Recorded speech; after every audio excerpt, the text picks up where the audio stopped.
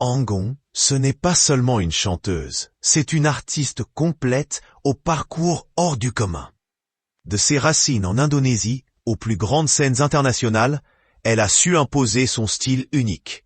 Franco-indonésienne, elle a réussi à mêler avec finesse ses influences orientales à des sonorités plus actuelles, se démarquant dans un monde musical souvent formaté.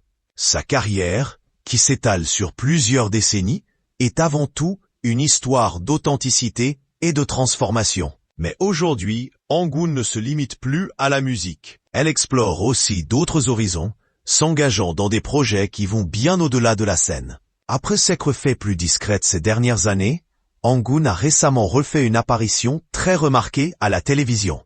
À l'occasion de l'émission spéciale Noël de Masked Singer sur TF1, la chanteuse de 50 ans s'est glissée dans la peau d'une enquêtrice le temps d'une soirée, face à une sélection d'anciens candidats masqués. Une parenthèse festive qu'elle a savourée pleinement. J'ai toujours aimé faire Masked Singer.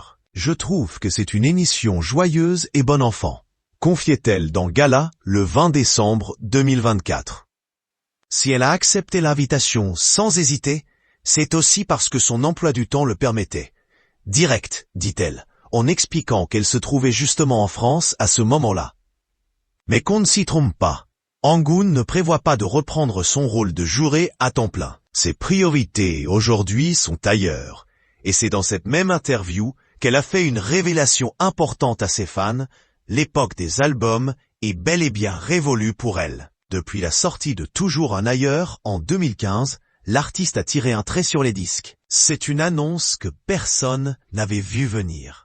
Anggun s'apprête à faire ses premiers pas dans l'univers des séries américaines. À 51 ans, l'artiste rejoint le casting de la saison 4 de Reacher, le thriller à succès de Prime Video, porté par Alan Ritchson. Le tournage doit débuter prochainement à Toronto, un virage inattendu dans sa carrière qu'elle accueille avec une certaine humilité. C'est vraiment un concours de circonstances, confie-t-elle dans les colonnes du Parisien, ce dimanche 15 juin. Elle raconte avoir longtemps douté de ses capacités d'actrice.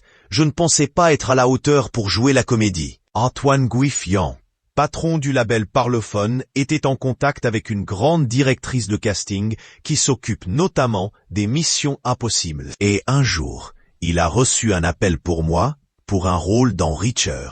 J'ai cru que c'était une blague. Une opportunité tombée du ciel que la chanteuse a visiblement décidé de saisir avec enthousiasme.